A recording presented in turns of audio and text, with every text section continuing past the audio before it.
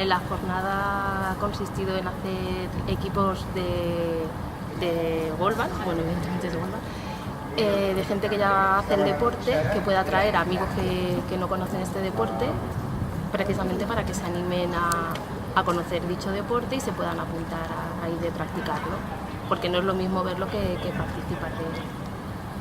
¿Y qué tal la jornada? ¿Cómo que te está pareciendo?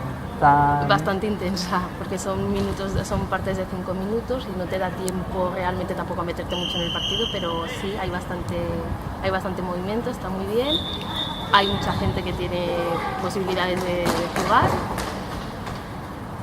Y me han dicho que vas a apuntar a... Vale, sí, yo jugaba golbal, ¿vale? Lo que pasa que lo dejé por lesiones de espalda, he estado 3 años sin jugar y tenía mis dudas este año en volverme a apuntar.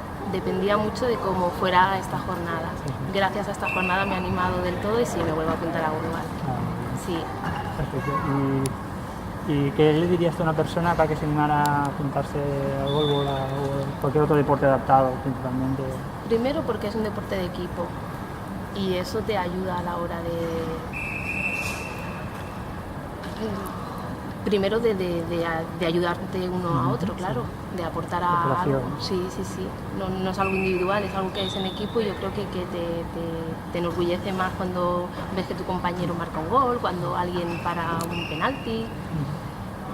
Y lo que les diría para que se animaran, pues primero porque el deporte es esencial en la vida, va muy bien para precisamente no coger lesiones y bueno, este deporte para que no se pierda, porque desafortunadamente durante unos años ha estado decayendo y gracias a jornadas como esta, pues no se va a perder el deporte, por lo menos aquí en Cataluña.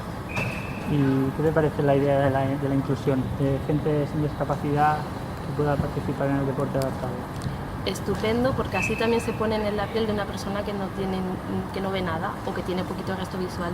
De hecho, aquí tenemos que jugar todos con los ojos, con un antifaz. Entonces eso te da la sensación de saber cómo poderte mover, cómo te puedes orientar, qué técnicas utiliza cada persona para poderse mover por el campo. Porque aunque el campo esté marcado, pero luego cada uno tiene sus propias técnicas.